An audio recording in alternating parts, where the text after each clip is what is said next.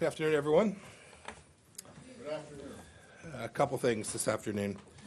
First, I'll give some remarks later this week that are consistent with what we've been working on for my entire time here in the Indo-Pacific. I'll be speaking to a group of Indian business leaders in preparation for the trip that I'll take in a couple weeks, where I'll be visiting India, an important part of President Trump's strategy in the Indo-Pacific. And I'm looking forward to the opportunity both to give the set of remarks about how it is our relationship is so closely tied economically, but also importantly, the things that the United States and India can continue to do to build out what is an incredibly important relationship for both countries. I thought, too, I'd spend just a minute here talking about the agreement that was reached between the United States and Mexico on Friday of last week.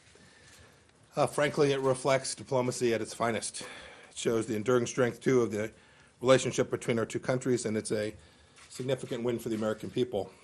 The deal continues the Trump administration's commitment, the strongest by any administration in history, to confront the tide of illegal immigration and many other problems along our southern border, including the drug trafficking issues that transit there.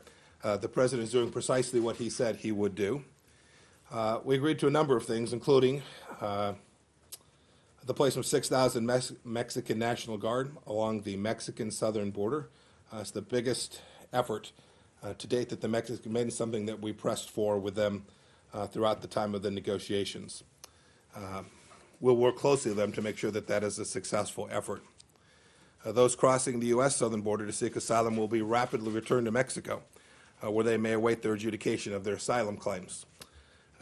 We've seen this before. We were able to do this to the tune of a couple of hundred people per day. We now have the capacity to do this full throttle and engage this in a way that will make a fundamental difference in the calculus for those deciding to transit Mexico to try to get into the United States. This full-blown effort under the migration protocols is a big deal, and was something that we worked on very diligently with our Mexican counterparts over 2 days. And we'll pursue other cooperative efforts, too.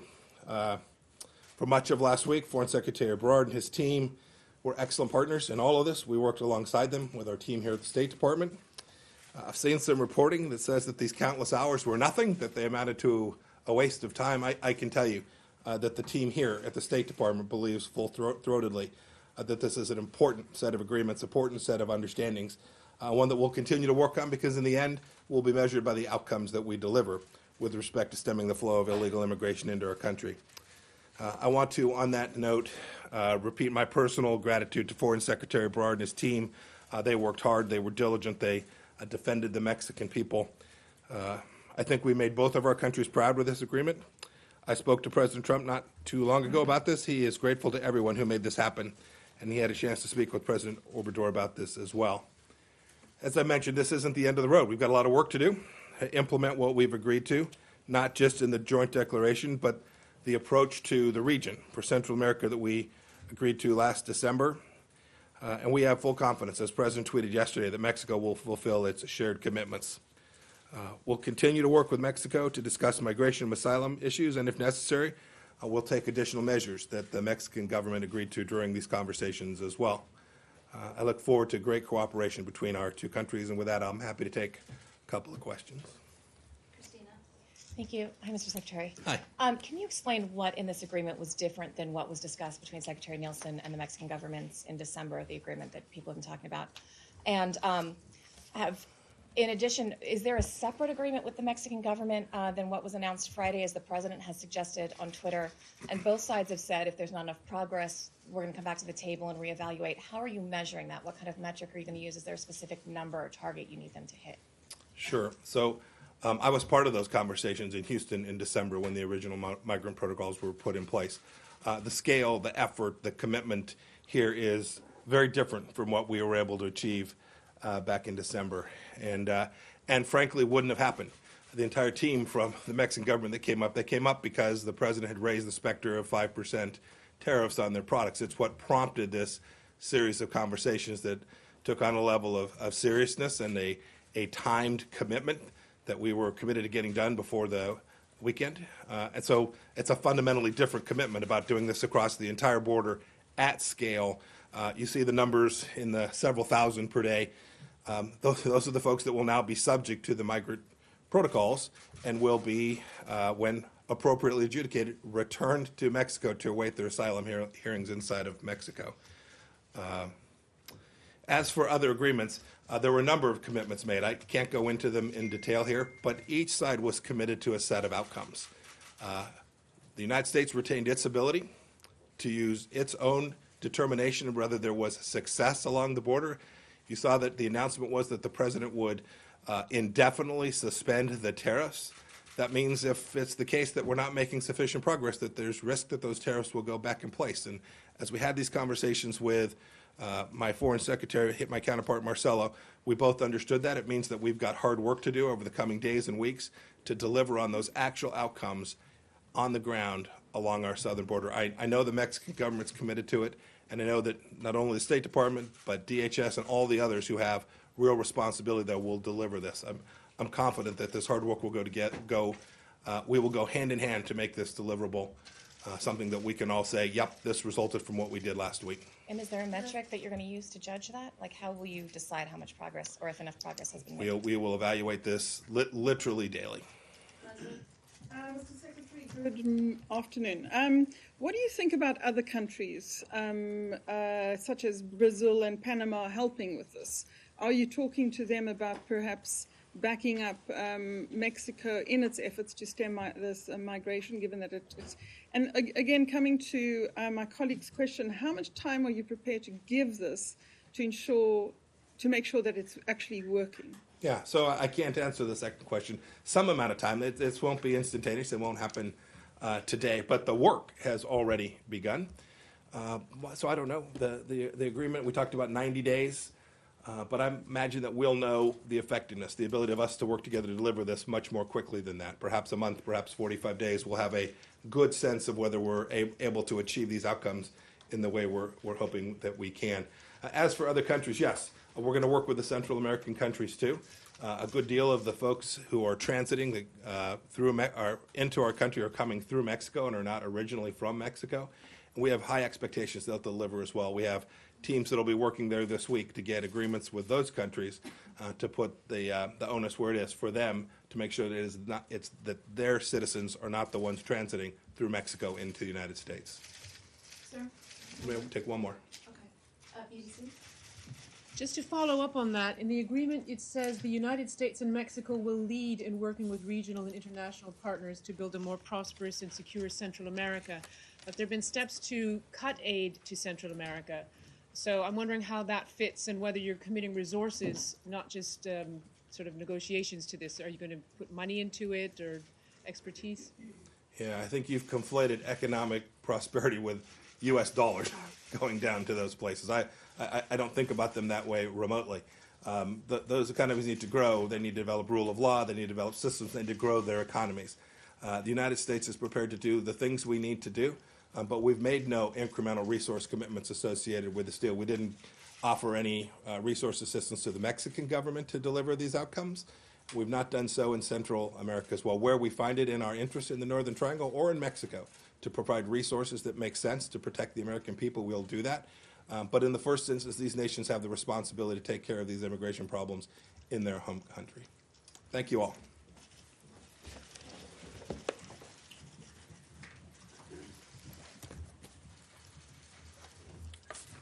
Okay, you're stuck with me for the rest of the briefing.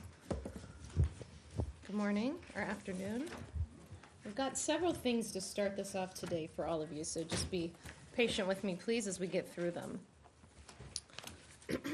Okay, first, on Friday, the U.S. Treasury designated Iran's largest petrochemical holding group, Persian Gulf Petrochemical Industries Company, and its network of 39 subsidiary petrochemical companies and sales agents for supporting the IRGC, a designated foreign terrorist organization and WMD proliferator. We intend to target any company in the petrochemical sector or elsewhere that provides financial support to it. The maximum pressure campaign continues and will continue. Germany's Foreign Minister Heiko Maas is in Tehran.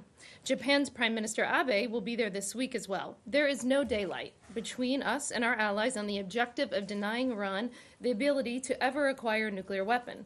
We also agree about the threat of Iran's ballistic missile program, its terrorist activities, and human rights abuses.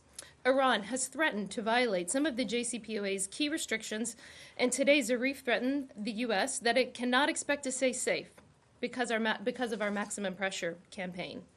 Making threats, using nuclear blackmail, and terrorizing other nations is typical behavior for the revolutionary regime in Tehran. Tomorrow, they will probably threaten once again to close the Strait of Hormuz.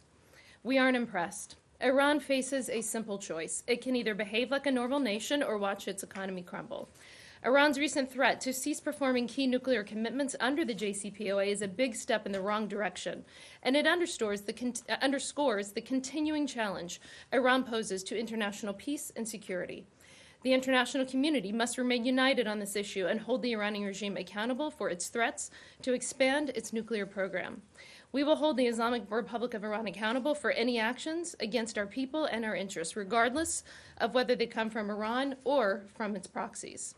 The only solution is a new and better deal that addresses the full scope of Iran's threats. Those threats form the basis of the 12 demands. As President Trump and the Secretary have said, we stand ready to talk. Iran's leaders know how to reach us.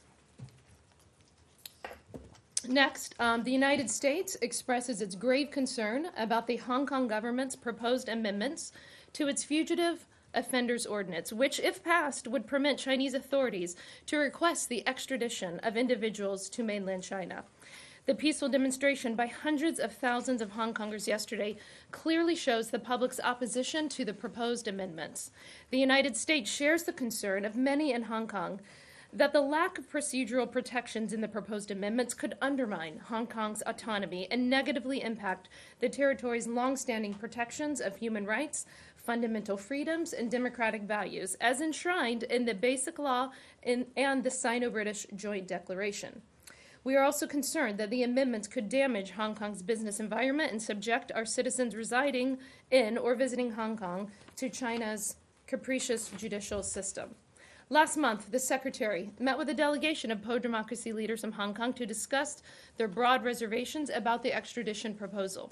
We believe that any amendments to the Fugitive Offenders Ordinance should be pursued with great care and in full consultation with a broad range of local and international stakeholders who may be affected by the amendments. The continued erosion of the one country, two systems framework puts at risk Hong Kong's long-established special status in international affairs.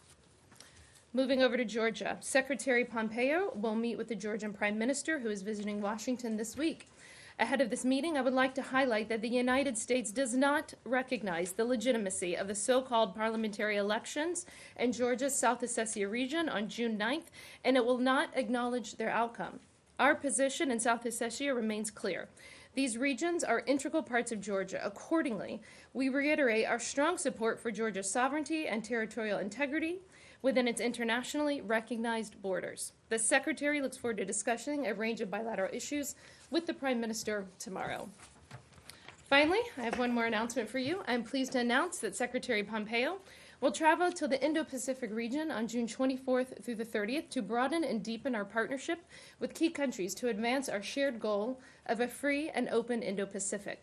The Secretary's first stop will be in New Delhi, India. Prime Minister Modi's recent election victory provides an excellent opportunity for him to implement his vision for a strong and prosperous India that plays a leading role in the global stage. The Secretary will preview elements of a cooperative agenda during his remarks at the U.S.-India Business Council India Idea Summit at the U.S. Chamber of Commerce on June 12th.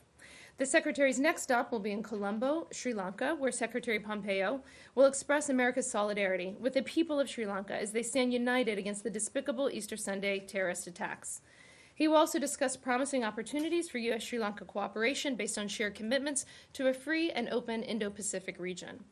The Secretary will travel to Osaka, Japan, to participate in the G20 Leader Summit from June 28th to 29th, the first such gathering hosted by Japan. On the margins of the summit, Secretary Pompeo will join President Trump in meeting with Prime Minister Abe to coordinate on the final fully verified denuclearization of North Korea and to discuss ways to strengthen trilateral cooperation with the Republic of Korea on our unified approach toward the DPRK and other shared challenges. Following the G20, Secretary Pompeo will accompany President Donald J. Trump to the Republic of Korea to meet with President Moon Jae-in. The two leaders will also discuss ways to strengthen the United States Republic of Korea alliance. President Trump and President Moon will continue their close coordination on efforts to achieve the final, fully verified denuclearization of the Democratic People's Republic of Korea. And with that, Matt. Thank you. On Iran,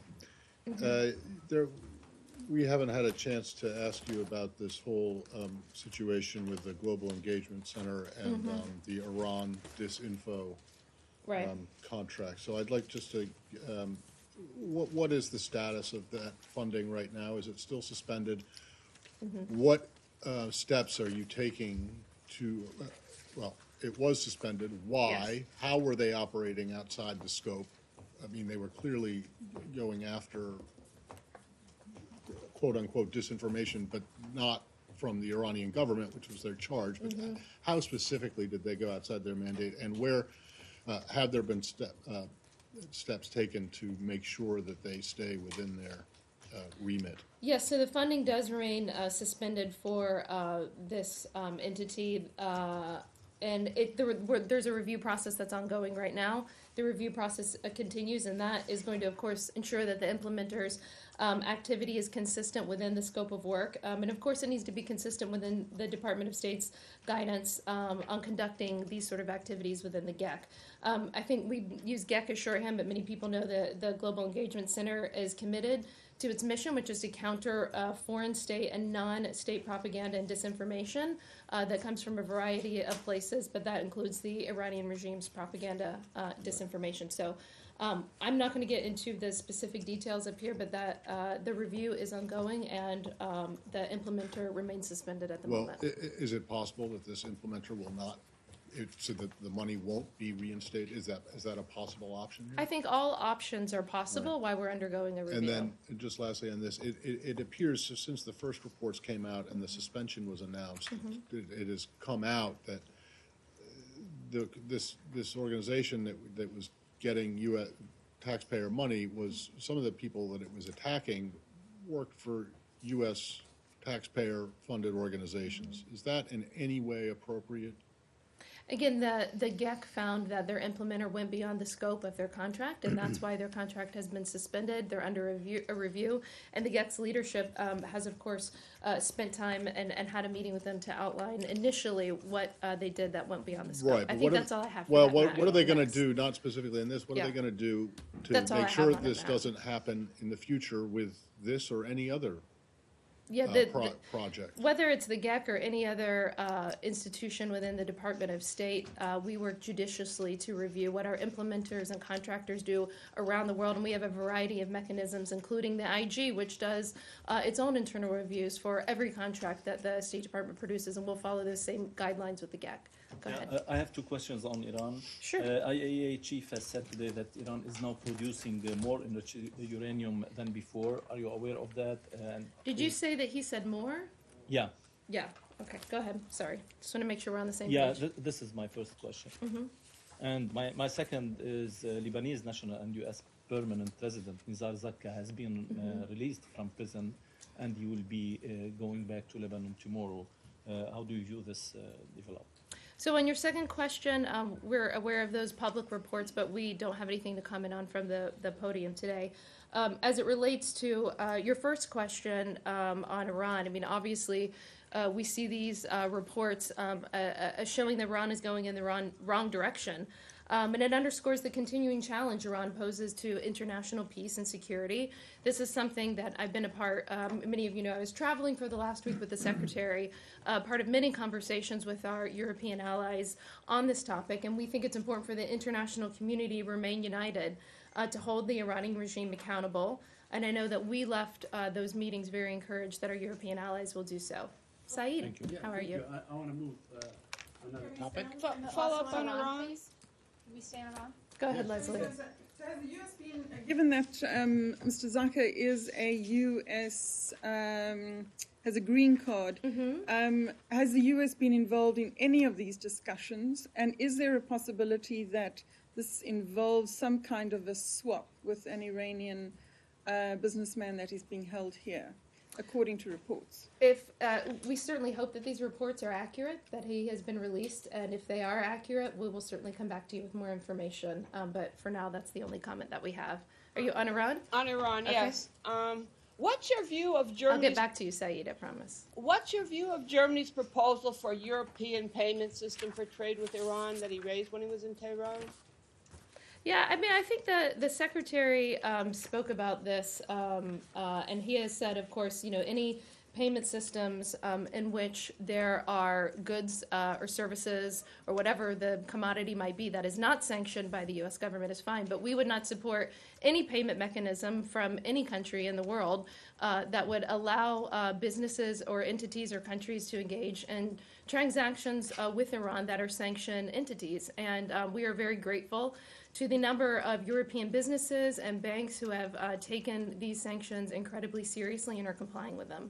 And if I could, I just ask Go about, ahead. No, I've come, Saeed's turn. Go ahead. I want to move to the Palestinian-Israeli issue. Over the weekend, Morgan, the Yeah. ambassador to Israel, Mr. David Friedman, gave an interview or told the New York Times that Israel has a right to annex parts of the West Bank. Is that now U.S. policy? And if it's not, are you going to, let's say, call Mr. Friedman for any kind of disciplinary action? There is no plan for any sort of disciplinary action at all. The administration's position on the settlements have not changed. Our policy on the West Bank has not changed, and I don't think there's anything new to report So there. when he gives these interviews and says that something like this, how is that interpreted at this building? Is he in step or with the Secretary of State? How did he clear it with the Secretary of State? How does he go about it? And you're saying that there is no disciplinary action, but obviously this is not U.S. policy, is it? Well, I'd have to look again at the context of his injury, but I'd say that the ambassador, the secretary, and everyone who is involved in the Middle East Peace Plan, or in this entire administration, is working towards a comprehensive and lasting peace between the Israelis and the Palestinians. We certainly see a brighter future for the Palestinian people than what they have encountered, and that's why we continue to work on this plan and work behind the scenes. I think it's important to note, from the authority of this podium, that our policy on the West Bank has not changed. And the Secretary Can we follow? Mexico? Sure. Just to follow up on Can we some follow- of the Secretary's remarks, the President also tweeted that Mexico had agreed to buy large quantities of agricultural products from the U.S., and the Mexican Foreign Minister said that there was no such agreement to buy those products. So obviously that language was not in the joint statement that was announced Friday night. So is there some agricultural component to this agreement that hasn't yet been released?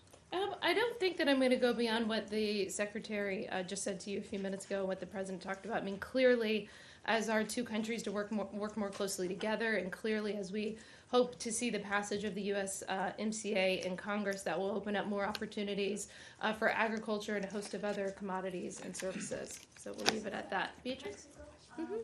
The Secretary, Beatrice, right? Yes, Great. thank you. The Secretary mentioned that the U.S. is now going to work with Central American countries to prevent their citizens from leaving. So could you please give us some detail about this? Have the negotiations started? What would be on the table? Again, I think that the Secretary just gave all of you, 10 or 20 minutes here on this, and I'm going to let his words speak for that. I think I would just reiterate that we, listen, I spent a lot of time with, on Friday, as all of you did, Christine and others who were standing outside waiting, spent a lot of time talking to our negotiators. And it wasn't just on Friday, by the way. I think, as you know, it began on Wednesday with a meeting at the White House with the Vice President and Secretary Pompeo and others. And then, of course, there were more meetings on Thursday and then the marathon meetings on Friday. And as I spoke to our negotiators throughout that entire time, it was a tough and hard negotiation, but we got to the place in the end, which of course we believe represents a new commitment from Mexico, the largest ever deployment, I believe the Secretary just said, of forces to its southern border. Mexico is going to start taking operational control of its southern border for the first time.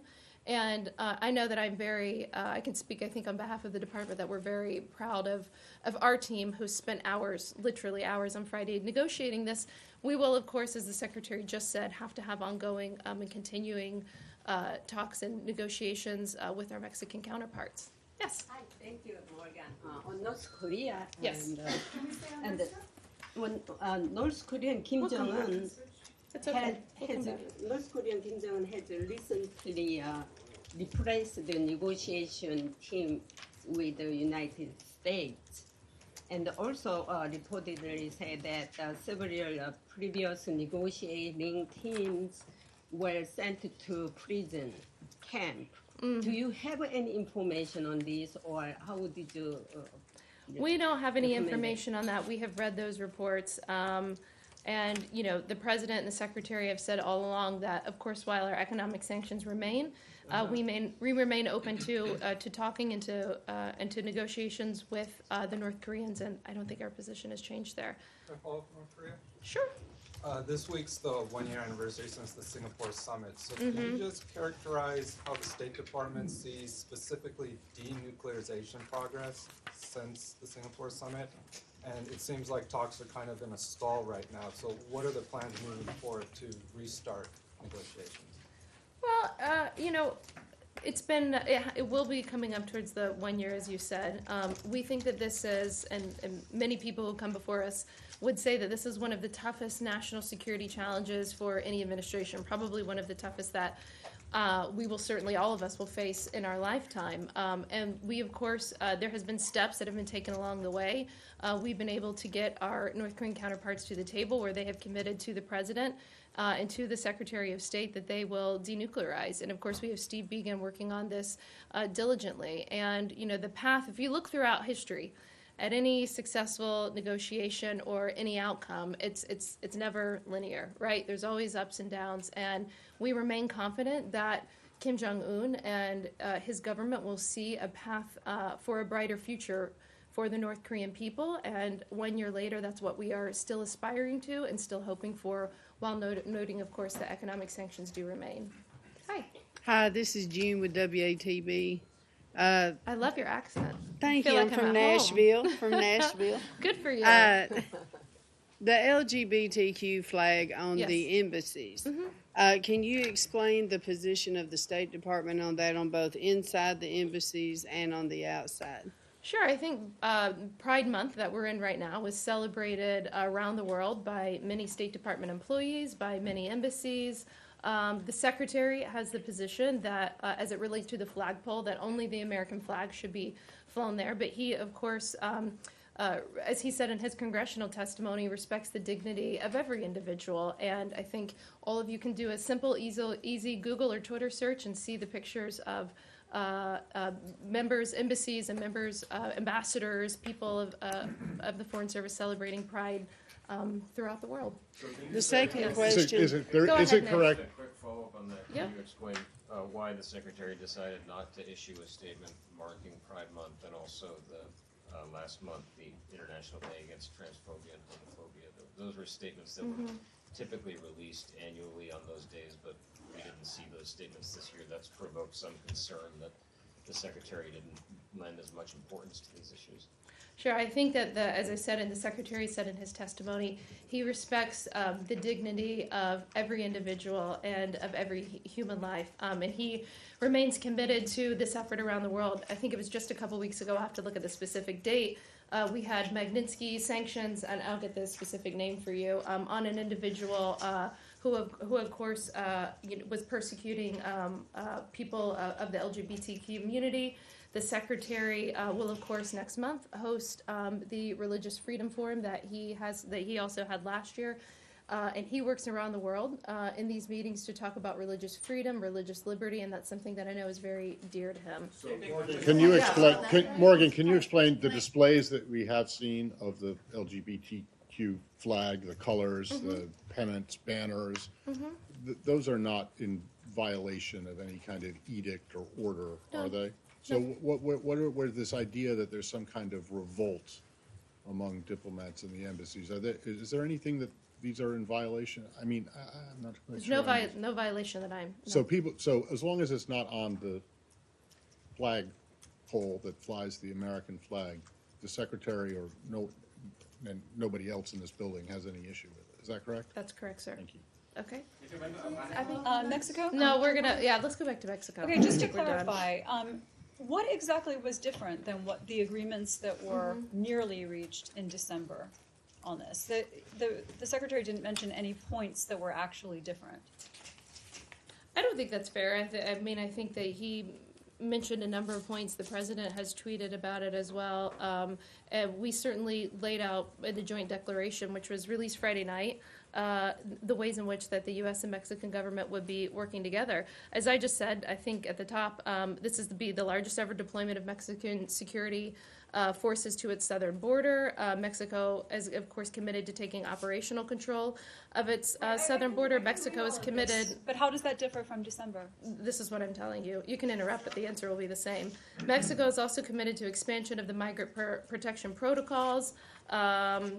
And then, of course, in the joint declaration, we said that additional measures will be looked at within the next 90 days. Friday night, the marathon night, was not certainly the first or the last discussion that the Secretary and his counterparts will have. Today, is day one, or maybe you could count Saturday, as day one. Success will be a dramatic reduction in the flows on our shared border. And we won't get into specific numbers, but we expect to see dramatic reductions in the coming weeks and months. And I would say that the Mexican government was incredibly confident in the actions that they were taking, that we would see dramatic reductions. But you can't say how this different from what... Go ahead.